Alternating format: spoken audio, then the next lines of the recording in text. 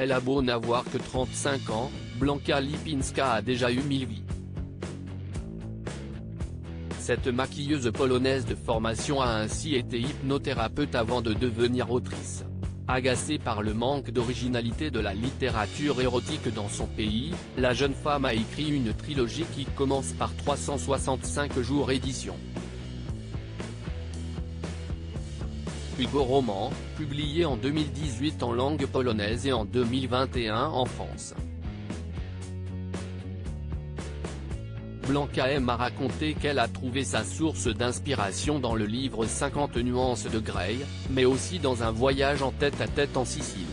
À l'époque, elle vit une histoire d'amour semblable à celle de l'héroïne du roman et le personnage de Martin est la copie conforme de son ex.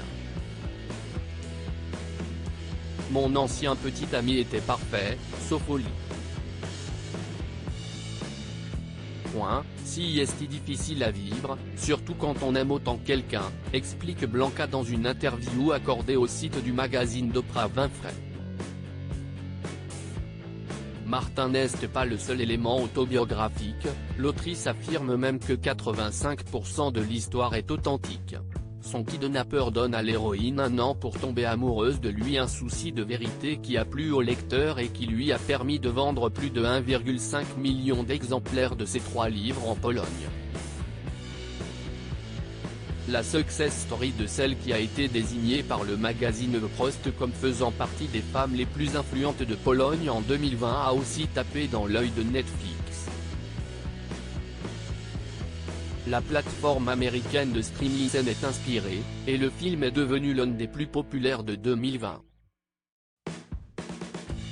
Ce long métrage raconte l'histoire de Laura, une jeune Polonaise qui, lors de vacances en Sicile, est kidnappée par Massimo, un mafieux convaincu qu'elle est l'amour de sa vie et qui lui laisse un an pour tomber sous son charme. Une relation entre répulsion et attraction qui a fasciné les internautes et transformé Blanka en véritable icône.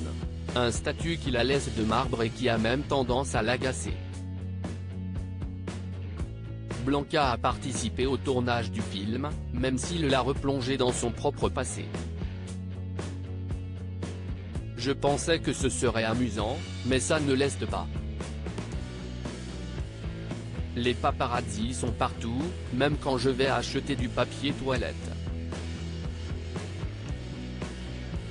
Je ne veux pas être une star. Je veux être Madame Tout-le-Monde, explique-t-elle. La jeune femme a pourtant apprécié de participer au tournage du film, même s'il l'a replongé dans son histoire passée.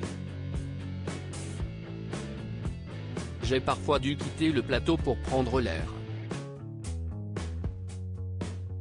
C'était trop d'émotions. Tous les souvenirs remontaient à la surface. C'était vraiment bizarre parfois, mais merveilleux toujours. C'était la plus grande aventure de ma vie. Blanka devrait encore se replonger dans son passé, car elle coécrit la suite qui sortira en 2022, en même temps que la version anglaise de son deuxième ouvrage, baptisé ce jour. Et ce deuxième long métrage s'annonce aussi osé que le premier. Ce sera un film très chaud, glisse-t-elle.